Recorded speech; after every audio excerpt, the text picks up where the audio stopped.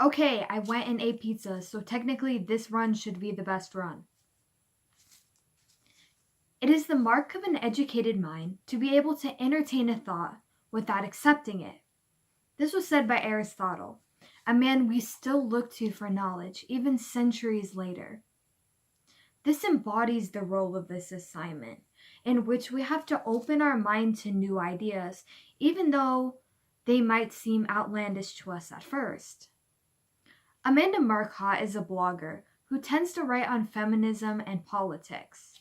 She tends to lean towards the left with the political topics I will address in this speech.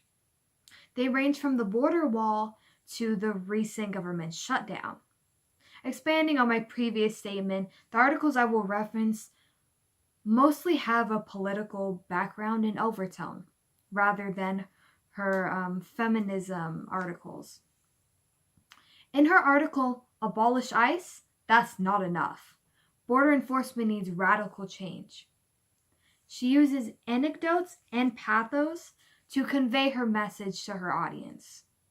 The anecdotes include situations where Border Patrol agents have been caught abusing immigrants. In one situation, a Border Patrol agent was even found to be a serial killer. Those situations that I addressed range from an 11-year-old having his arm broken to a woman being sexually assaulted.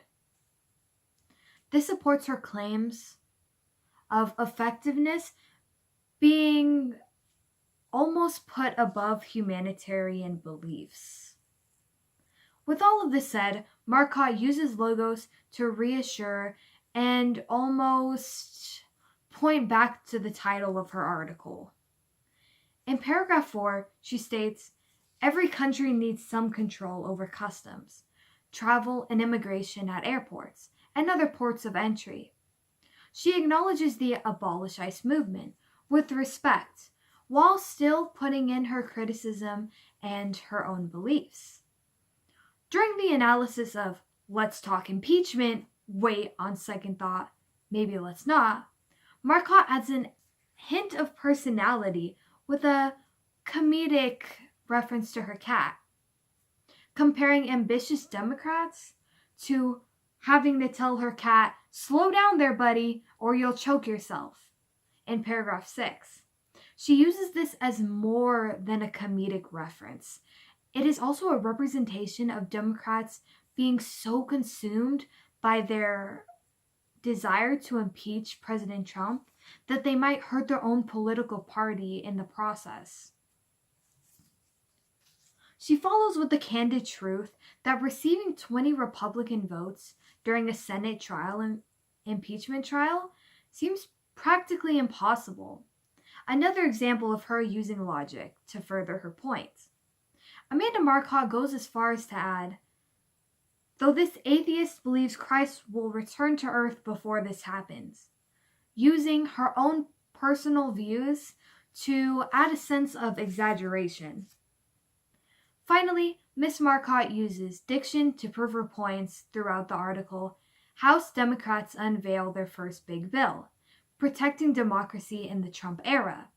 She describes the idea of President Trump's border wall as a ridiculous racist fantasy. In the first paragraph, her choice of words shows her disgust for the wall to her audience.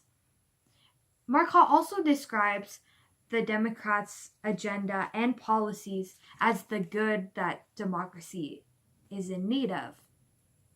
It adds to the already positive connotation behind the For the People Act.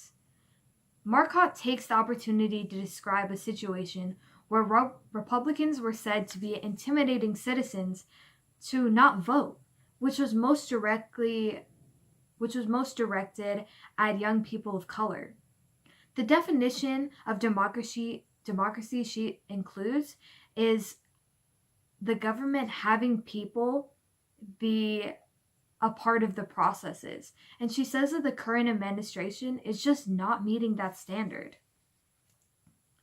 At times, we as humans do consider people for their opinions rather than the person behind the opinions. We have all been at fault at this. Personally, I can admit it.